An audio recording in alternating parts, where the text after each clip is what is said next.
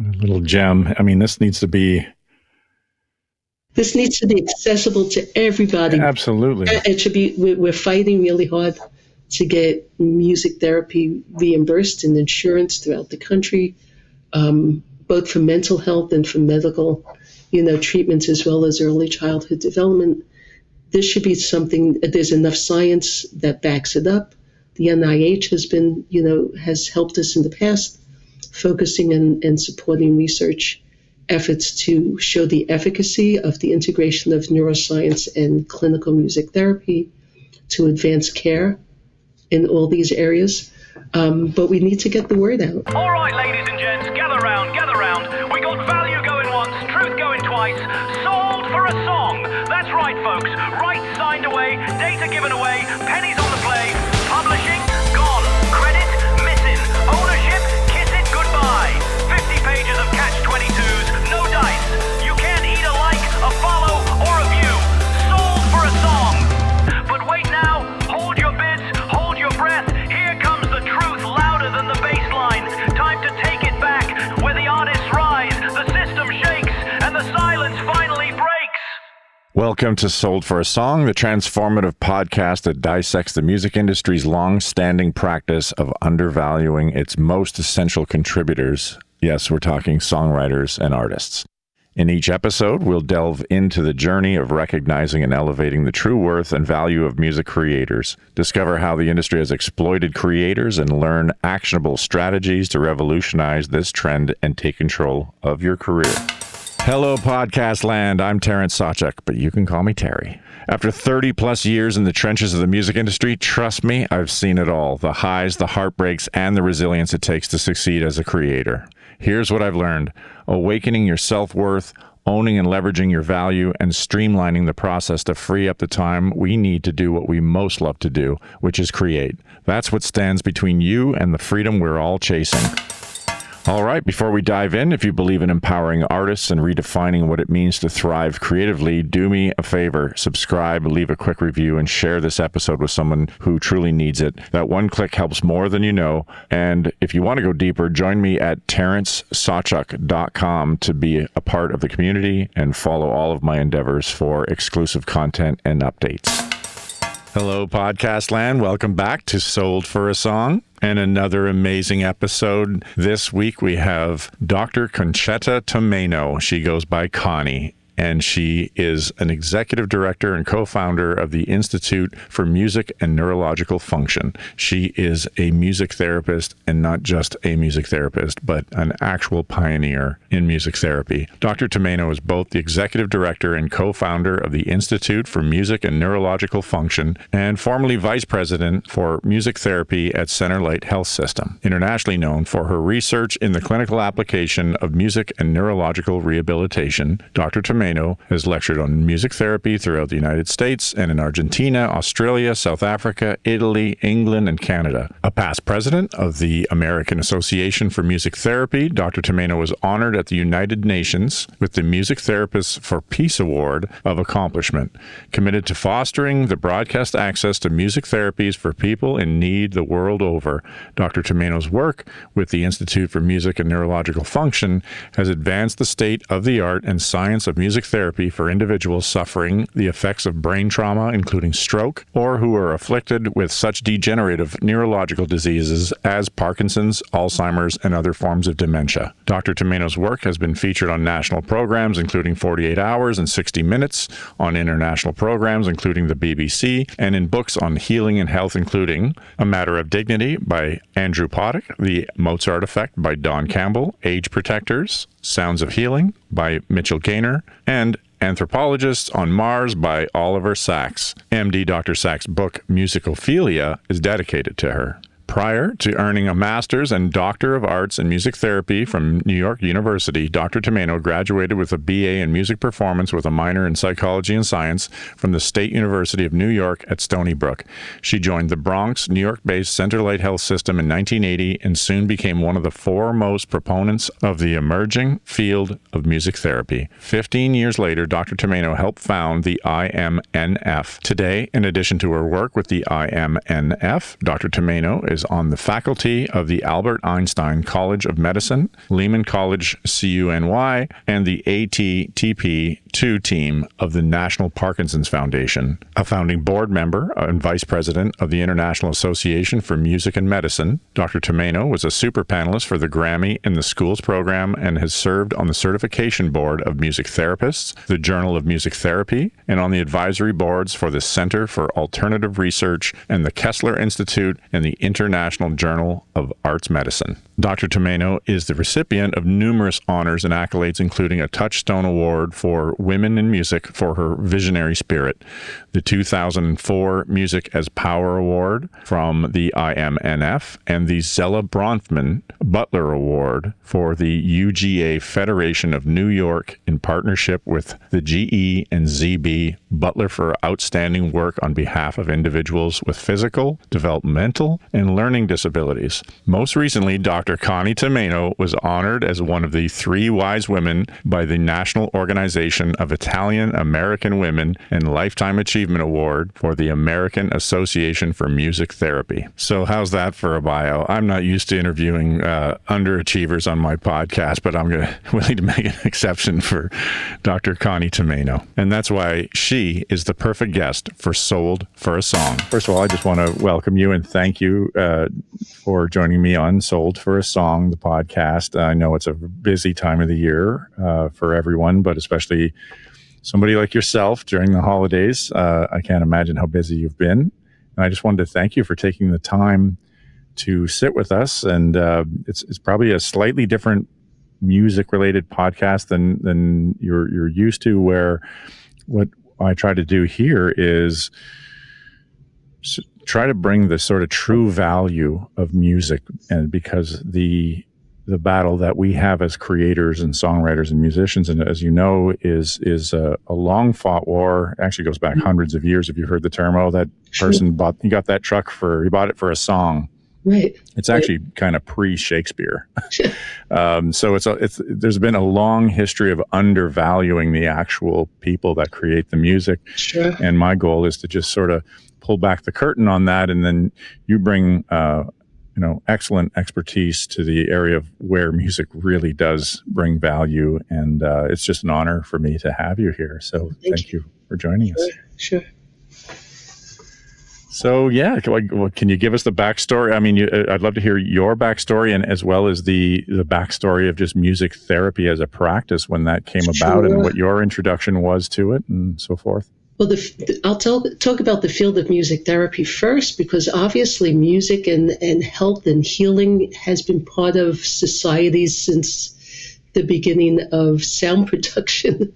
So, medieval, prehistoric people, different traditions using sound and healing has been part of culture throughout. But the field of music therapy as a profession within the United States originated in the 1950s. Okay. And this is when both doctors, psychiatrists, educators realized that there was something about music that would reach people, either children who were language delayed or developmentally delayed, or veterans with PTSD, that when they were exposed to music, they became more alive and more, I won't say functional, but doctors and educators were seeing potential in people that seemed to have lost that potential, and music seemed to bring that out. And so in the early 50s, people had gotten together to see if there was a way to train musicians to have a more therapeutic approach, to be able to really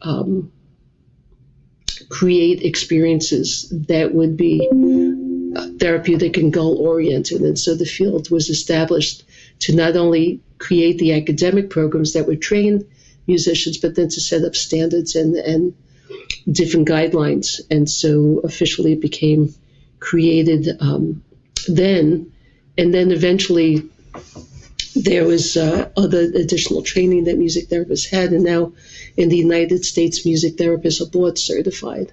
And so if you see the credential MTBC, that is a music therapist board certified, and it is the basic entry-level credential for music therapist. Okay.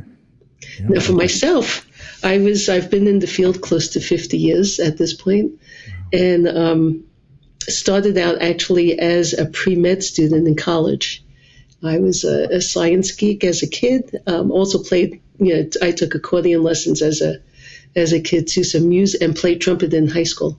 So, and I still play. I'm a professional trumpet player. But it was when I was in college,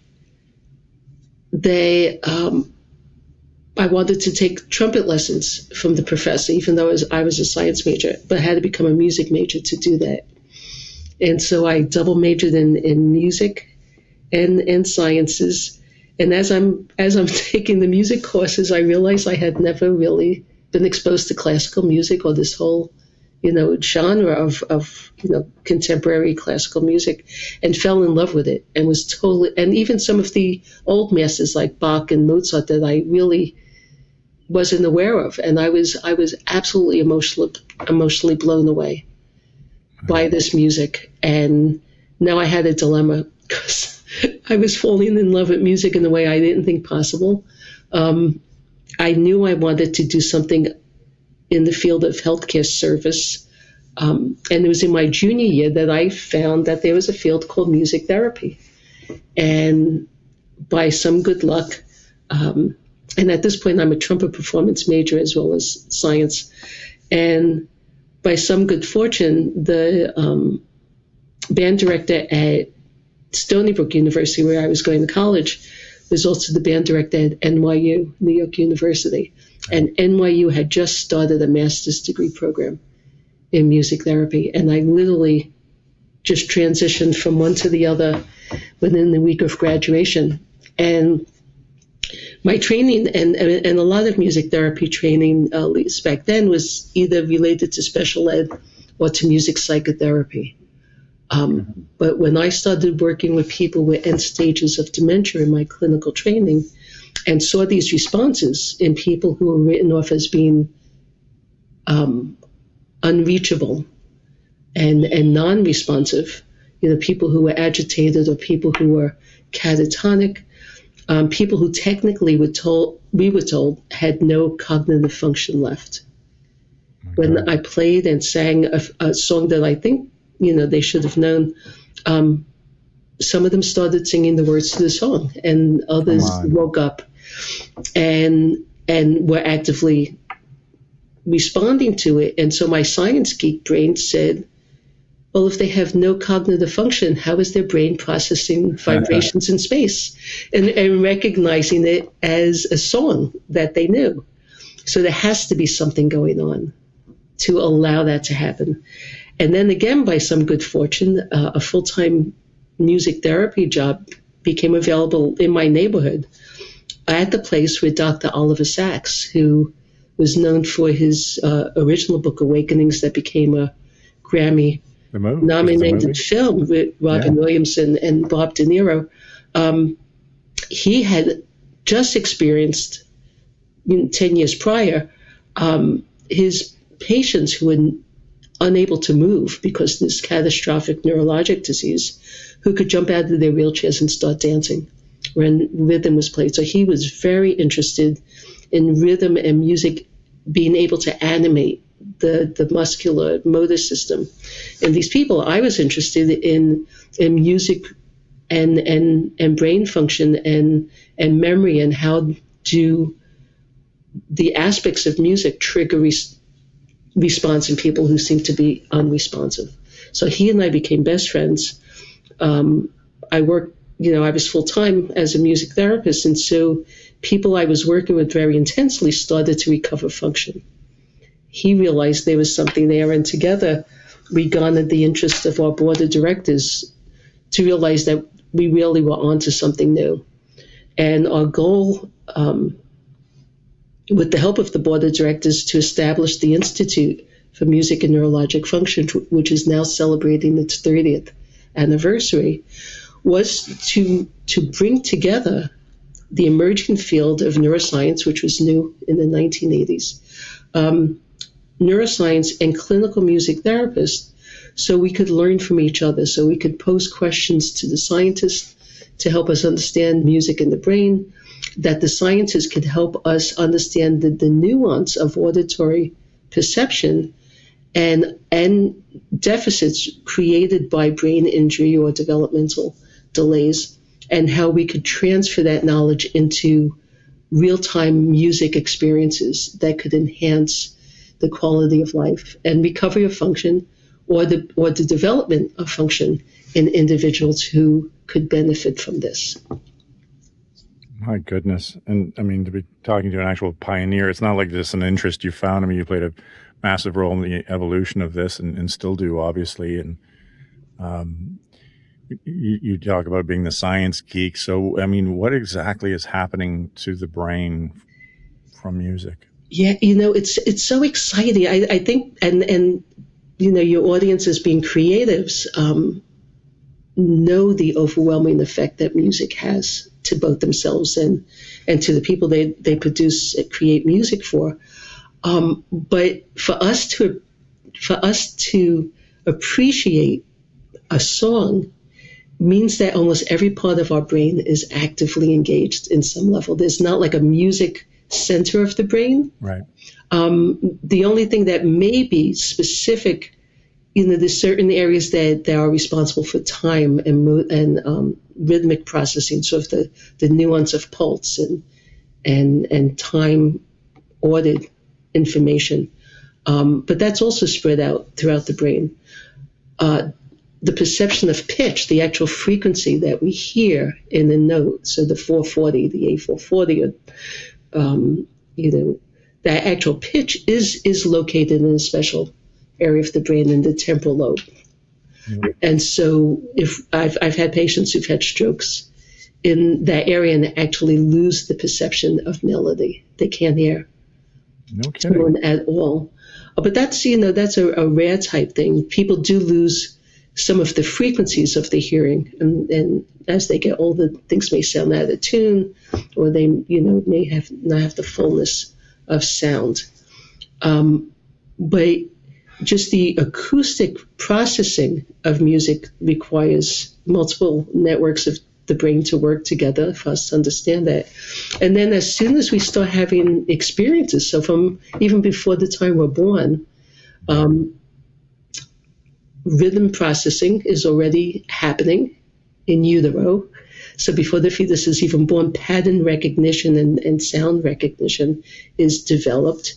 And that's important because being able to parse and process sound in our environment is needed both not only for survival, but to bond with important people in our lives and to learn our language and to learn the safe and dangerous aspects of our environment. And we then respond in emotional ways that form even tighter bonds with that information. So the mother's lullaby becomes a sense of safety and healing for us at a very early age, or maybe not just a mother, but somebody close who's providing that nurturing type of care for us. It could be anybody, but that sort of very gentle, medium range, slow rhythm voice becomes a safety net. And it's interesting because we know that if somebody is, an adult is having an anxiety attack or being aggressive, that speaking in a very slow, rhythmic, low, medium range voice could actually subdue that person. No kidding. So we're sort of programmed from an early, we create these neural programs based on our experience and based on, sort of pre-existing genetic programming, if you will, for these types of responses. And then we can use that information in a way that helps people to. And then also from a very, very young age, songs and music that are associated with events in our lives or people in our lives or relationships in our lives become sort of hardwired into automatic emotional responses, so much so that just like the first note of a song can trigger either a positive or negative memory and feelings for sure. Yeah. so that those all get very integrally developed within us, to the point that it's hard to undo them once they're created. Incredible. So it really requires the whole brain to be able to process this at any time. Was it Pythagorean that said, I mean, some believe that the actual universe is a song, it's a frequency. Yeah. Sure, the frequencies of the planets, when there's recordings of those frequencies, that when they're, moved up to audible levels, there's electrical frequencies coming out of plants that can produce music. There's the codes in the DNA and our molecular structure, if you put into a software program, could produce some pretty interesting music. So, when you think of music and when you think about sound, it's all pattern processing. And one of the reasons, the way we got scientists back, 30 plus years ago, interested in studying music in the brain, was that they were just beginning to understand chaos theory and integrated complex information, and how complex processing allows us to have a total experience, a singular experience based on the combination of all these different stimuli. And so they realized that music was one of those complex stimuli that they could try to understand as a way of looking at how these neural networks talk to each other, to be able to produce our experience of music and consequently other complex systems in the brain. Incredible. I have a little mantra I tried teaching or coaching, up and coming artists, or even existing creatives, how it's almost our purpose to discover this thing inside of us as creators, but the process isn't done until we share it, with the purpose of sort of awakening the same revelation or some sort of awakening in the listener. And that seems to be the process. Mm. So how do you discern how you're going to treat somebody, or what music you're going to apply, that kind of thing? Sure. So, music therapy and the application of music is really quite broad. Music therapists will use, when I talk about music, I'm really talking about many aspects of music. It could be the components of music, like melody or frequency, or rhythm, in a very prescriptive, directive way, to help somebody coordinate movement or to improve the sound of their voice, or to help with self-expression. So it's like sort of a really directed use of music to help somebody organize their function. But there's also the creative and interpersonal use of music in real time that music therapists do, to allow somebody to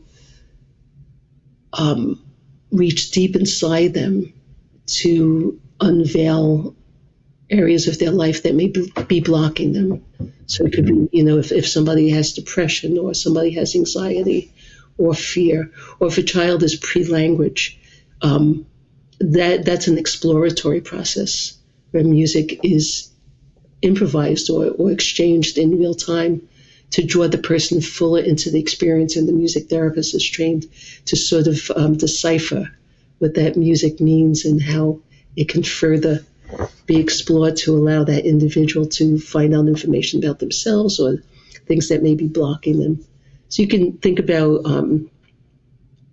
songs or music or sound that may reveal something that's holding somebody back, or like your own little musical ayahuasca journey. Yeah, exactly. And then there's a very, I do a lot of work with people who have cognitive impairment related to Alzheimer's disease, right, of course, and dementia.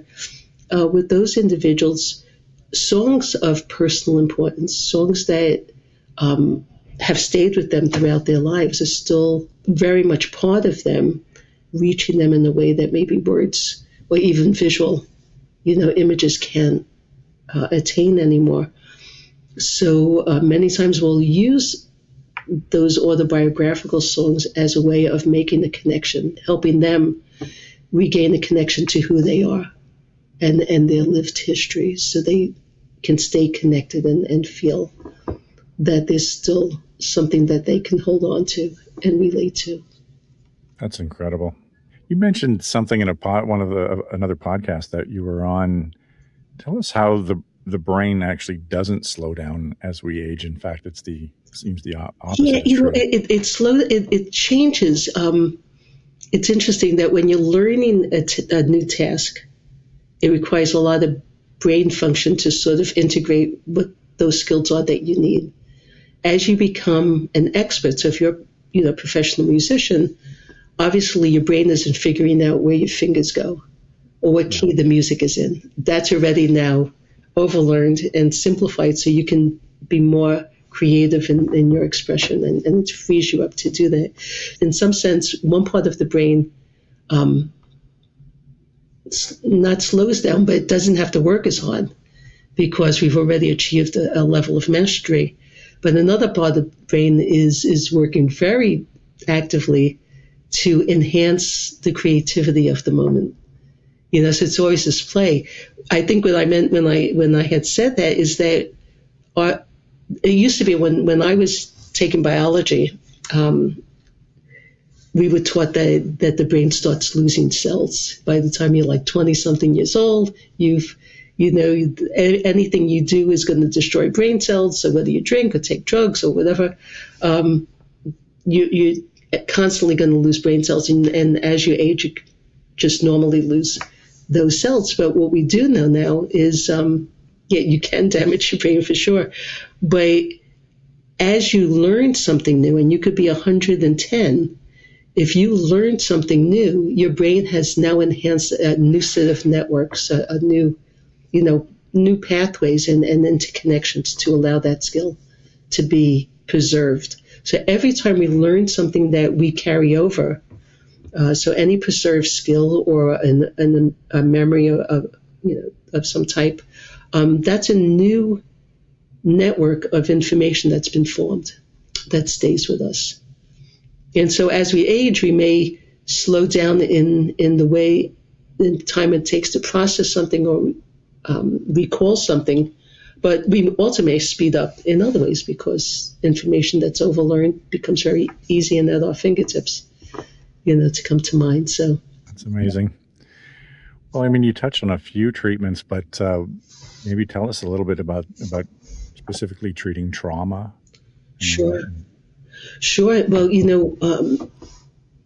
I do some work with veterans with PTSD, and it's interesting because anybody who's been, at least with the veterans tell me, is that especially with the ones who are in the Marines or Special Corps, that they in their training they're basically told to separate their body from their mind, because if they feel what's in their body, they won't be able to think clearly. They'll always be in this sort of a fight or flight type mode, so they have to separate that. And they become really good at doing that to the point that they don't realize that they're internalizing anger and fear.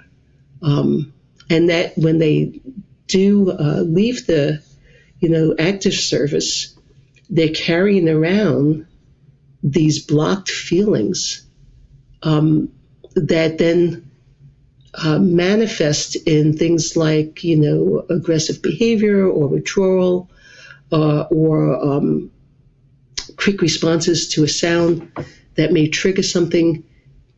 And it happens, it may happen frequently or infrequently, but they may not be able to regulate that or even separate from that because it's now become an automatic response. And they don't realize that it's all emanating from these repressed feelings. When we had started a music therapy program for these vets, and we had this little test that we do where we ask them to say how they feel before this session starts. And everybody was saying, I feel great and everything's good, whatever. And then we start improvising, start drumming and doing some other things. And at the end of the session, they said, I feel horrible. I said, what do you mean? Thought we were having a good time. And they said, no. I started feeling things and then I'm not supposed to feel. And that's when they told me the story about how they would very trained to be protective of not integrating body sensations with mental sensations. And so as we were able to start reflecting and exploring what some of those bodily feelings were and some of the mental images that come with it, they were able to better deal with those things that may trigger or the horrible experiences that they had that they needed to let go of, or to separate some of those spontaneous but very negative feelings that were holding them back. I mean, what an incredible career for you to. It's just you must get so much back from this practice. Oh my goodness, yeah, no, it's amazing. Children who are language delayed.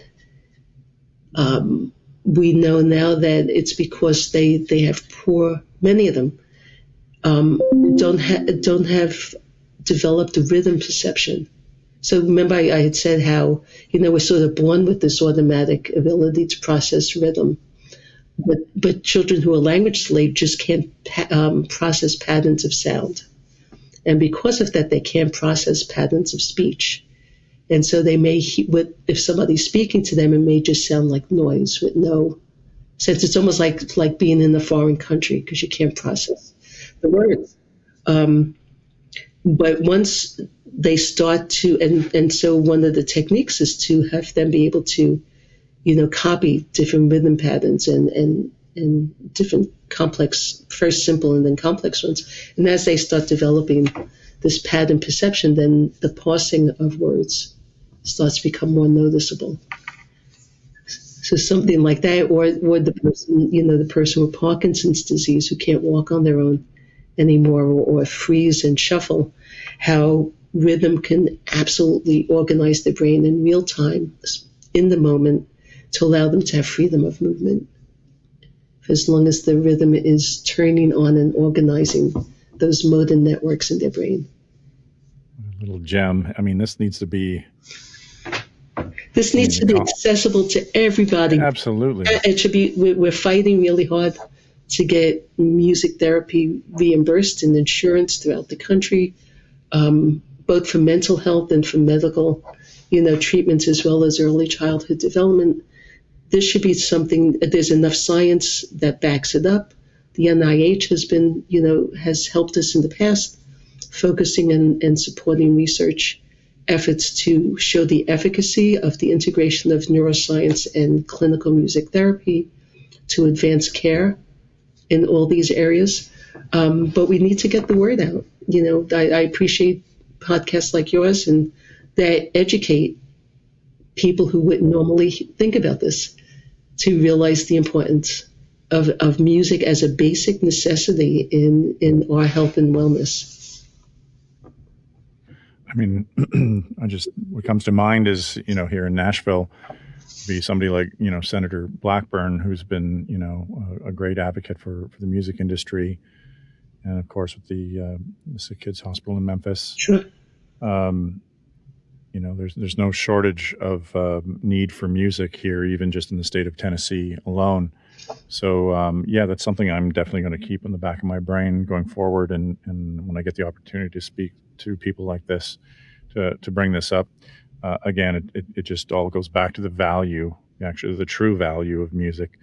I'm in the process of creating a YouTube, like a mini series or docu-series, which will be sort of the visual version of the podcast, where I, as an example, come to New York and visit you, and we look at what's actually happening with these people. Or I'm going down to the Delta in Mississippi to see the effects of music and work songs on slaves and the migration up to the north, and et cetera.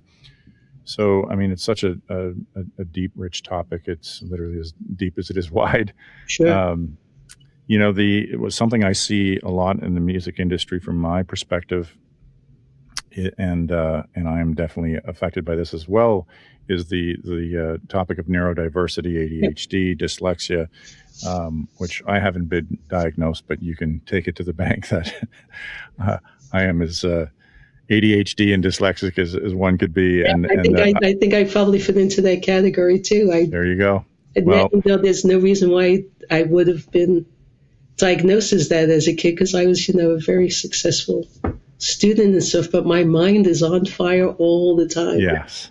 And I'm one of those creative people who's constantly internally in a million different directions. And I had no idea that was an ADHD characteristic. Well, it's a superpower, really, in a way. I mean, I've followed a lot of people like I don't know if you listen to Dr. Gabor Mate, and his sort of theory on neurodiversity is usually stems back to some kind of way that the brain was affected between that sensitive area between the age of 0 and 7, we'll say, and well, often trauma plays a big role, and it's kind of how you cope with things at an early stage while the brain is forming, more importantly. And then he goes on to say, 90 or 95% of how you live your life from there is from those frameworks. And I've seen a common theme. I think it's like 51% of each home in America can play an instrument or sing. So there's nothing new or impressive or anything about being able to sing or play a musical instrument. Then why Mozart? Why Prince? Why Ray Charles? And then when you start doing the deep dive, this theme of neurodiversity seems to be coming up a lot. And it's not just a story that they want to get out, but there's this ability to be able to tell a story in a way that even the subject can't tell.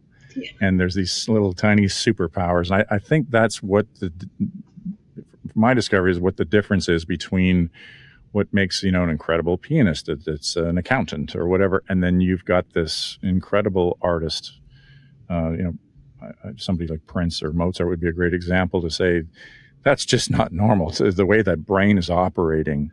And I see similarities there. In all those cases, and I think one of the challenges, too, and I think where we've missed the boat is by trying to pigeonhole people into this, at least in the education system, pigeonhole people into a box of what's normal. And I think we all have a spectrum of ability. And I think those very seminal early years of our lives is really dependent on our environment and nurturing people in that environment that see the gifts that child possesses and has a way to build upon them. For example, if Mozart grew up on the farm and his father wasn't a famous teacher and composer and his sister wasn't taking violin lessons while he was a year or two old, would he have been the great musician and composer that he was? Prince too, just different environmental things. Or does somebody who should have been incredibly gifted end up having tremendous mental health issues because they were contained? Yeah. And told they couldn't do something that they were so passionate that their body and their mind just ached for. So I think as a society, we have a responsibility to nurture each child in ways that allows them to build upon the gifts that they have. And I mean, some people can be born with a lot of challenges and deficits, but even at that point, knowing where their strengths are and where the challenges are to be able to do something rather than just to create one size fits all. And I don't think that helps. It doesn't help our society. It doesn't help our human existence by having everybody sort of conform. I agree 100%. And, when you do see people making the leaps for change in that area, my stepson was on the autism spectrum, extremely high functioning. For the most part, you wouldn't notice anything. He's doing exceptionally well at the University of Colorado right now. And he spent a year in Europe last year. But he also attended the Curry Ingram School here in Nashville, which is basically a bunch of doctors of education who left their regular jobs to work for $35,000 a year or whatever to come to Curry Ingram, where there's like 5 students per class, and the president of the Students' Council will be like nonverbal, speaking through an iPad. Right. And then I go back to see when I was in school, and it was a nightmare. School was a nightmare for me. And anyone that is from this well, not everybody obviously, but my experience was extremely challenging. So I noticed this common theme. There's a common theme of, they call it, mental health in the music industry with artists, and you just see a lot of attention and events, towards that. And I think, is it just that simple? Is it just maybe it's that neurodiverse topic? That we all come like salmon upstream to spawn. We all find our way to being creatives, and the reason we're talking about these mental health issues is because maybe that's what the common thread is. I don't know. Yeah, there's this idea of the building blocks of executive function and how those develop in early ages. So things like mental flexibility and awareness of others and things like that. People who tend to have mental health issues usually have challenges with executive function. They could be, very rigid in some regards. And there's questions about whether allowing more creative expression in early ages can actually create this very flexible mental ability that becomes the building block for executive function. And being able to parse, as you get older, the better you are at understanding different aspects of things or different options for things, the more able you are to make good decisions in your life and see, the whole picture instead of one tiny thing. And whether being able to create more or allow for more creativity early on actually helps that child develop mentally at a better level than somebody who was stifled at an early age. And that stifling could be traumatic. It could be hidden trauma in the sense that somebody held back feelings, emotions that then leads to mental health issues too. And it could also then not damage, but change or slow down the way those brain sensory networks integrate, because they've been stifled in those early developmental years. And that all then builds up to how what kind of challenges an adult may have early on. Yeah. I remember getting to a point in sort of my late 20s where it was, I'd say, borderline nervous breakdown, anxiety attacks from overworking and probably just trauma and things catching up to me over time. And I was very fortunate to have a safety net on the friendship and creative level in the name of Alanis Morissette, where I got to work with her for a number of years. We helped each other in many, many ways during that period, but she handed me my first sort of meditation cassette. So here, go and sit with this. And the interesting thing was when I sat and did this guided meditation, and got to that place of calm and the place you're trying to get to when you're meditating, of course. And I thought, oh, this is how it feels when I play piano. What's happening? What was I experiencing there? Yeah. So it was you would all that noise in your brain was being sidelined by a very focused effort, or that free flow that happens when you play, when you're in that zone, in that moment when you're not self-regulated. In fact, there's been some scientific studies of this, is that when we're in that flow state, we're actually not self-monitoring right and wrong or mistakes, right. or holding ourselves back in the way and saying, I shouldn't do that. And all that sort of rumination that happens in your brain stops.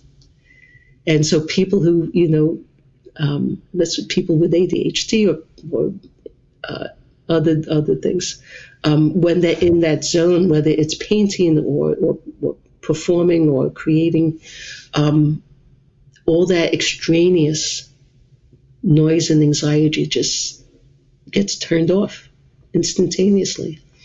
Meditation does it because we're focused on sort of clearing our minds in that moment and maybe focusing on a word or on a mantra or whatever that is. But that super focus on this one particular thing then sort of turns off all that noise and can bring you into a sense of wholeness and peace, mental peace, and maybe physical peace. Yeah. Amazing. And then there's, the actual feeling of what you're getting as you're performing, as you say. I mean, this is what attracts you. You get to that state, and this is the main reason why people, why we write songs. It becomes your therapy.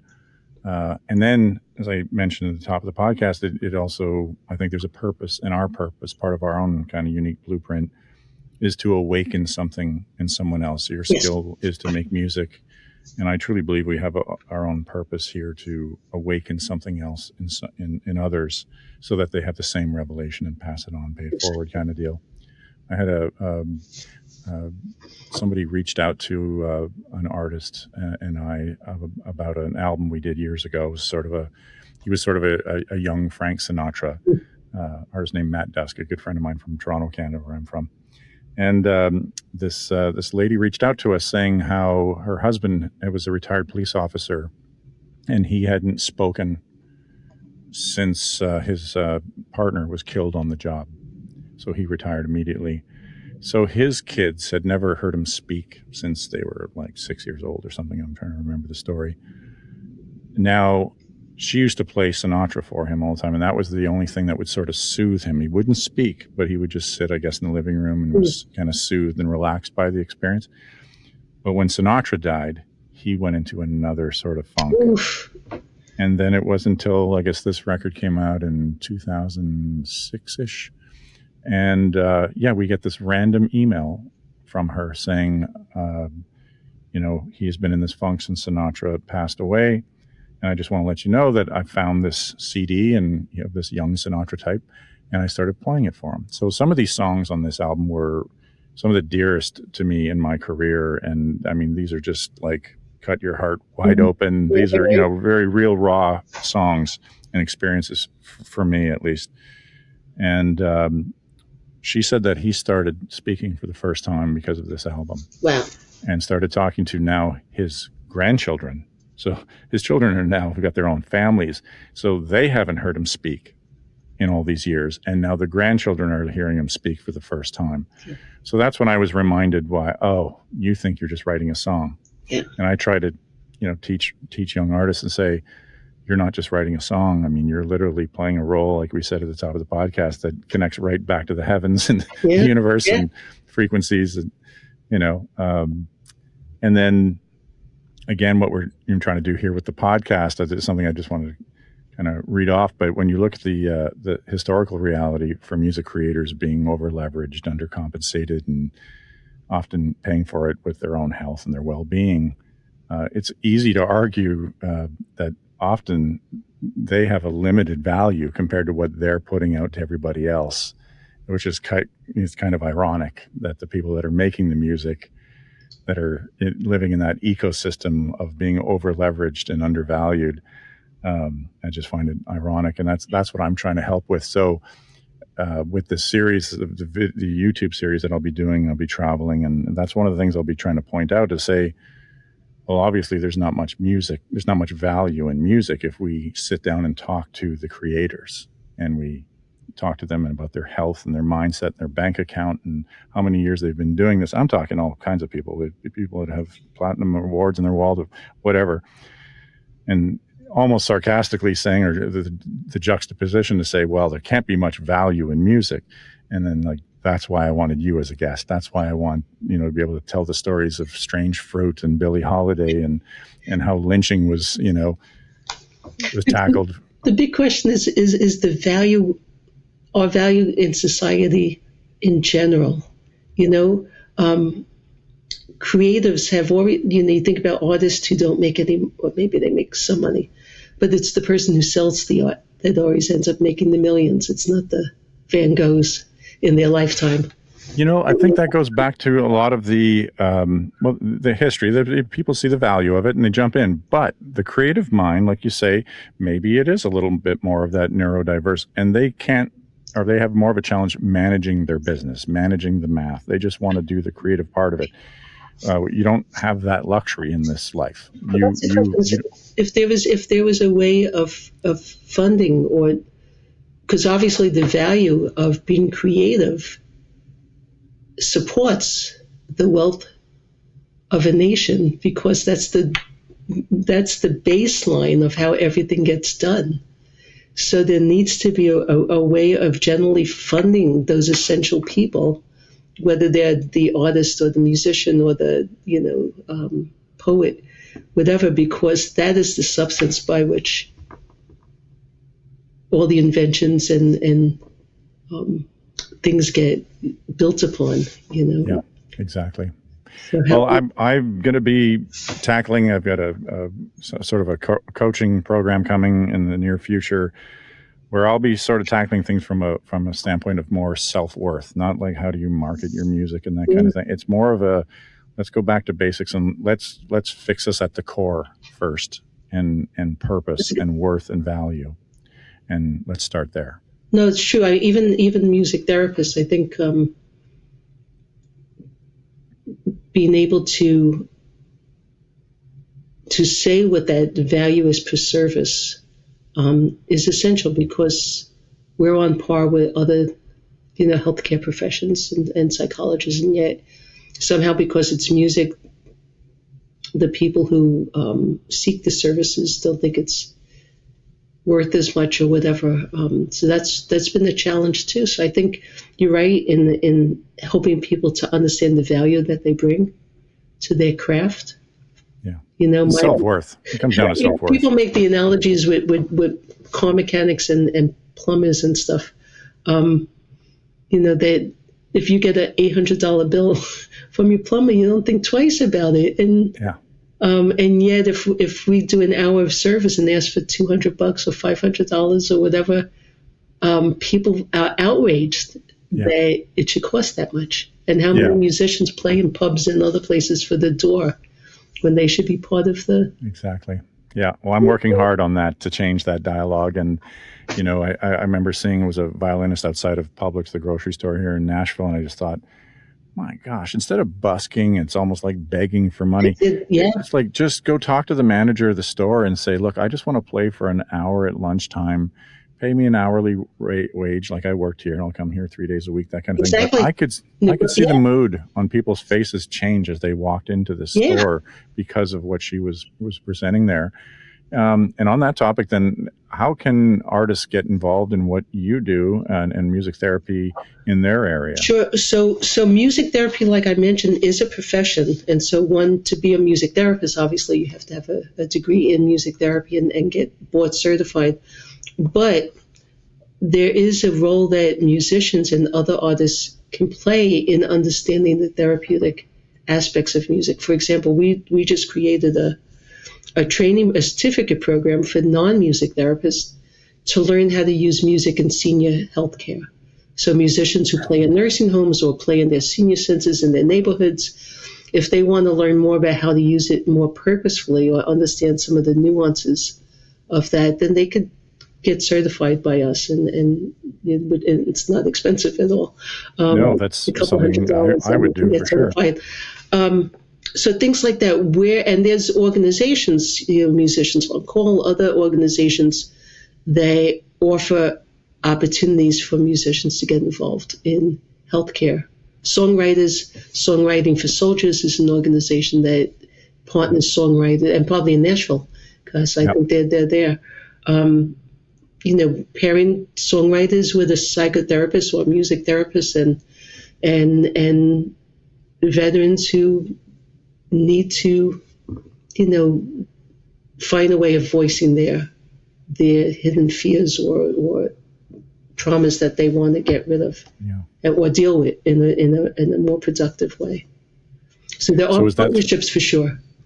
Is that through your Institute for Music and Neurologic Function? So the senior healthcare training is through us. Okay. And you can find it on our website. Is there more that you can tell us about the Institute? Is there anything else? Sure. So if you go to IMNF, so the initials of the Institute for Music and Neurologic Function, there's lots of information on the website. The training information is there. I have a book called Music Has Power that talks a lot about the nuance of music and health and in senior care and development. So all that information can be found on our website. Wonderful. And there's a contact email or Sure. somebody's trying to reach out to you. Yes. Wonderful. Well, thank you so much for taking the time, especially during the holiday season. And I look forward to chatting again in the future. I'll probably hit you up when I go to do my YouTube series and where it's more of a visual experience. And I'd love to see what you guys do there. And where are you in Manhattan or where? No, we're just north. We're in Mount Vernon, New York. Mount Vernon? Yeah, so not too far Okay. from the city. Thank you so much for taking the time today. I really appreciate it. To you. Okay. Take care. Bye-bye. If today's episode lit a fire in you, don't let it fade. Subscribe to Sold for a Song, leave a review, and be the spark that helps others discover their own worth. And if you're ready to go deeper, visit TarenSaczek.com. Let's build this movement together.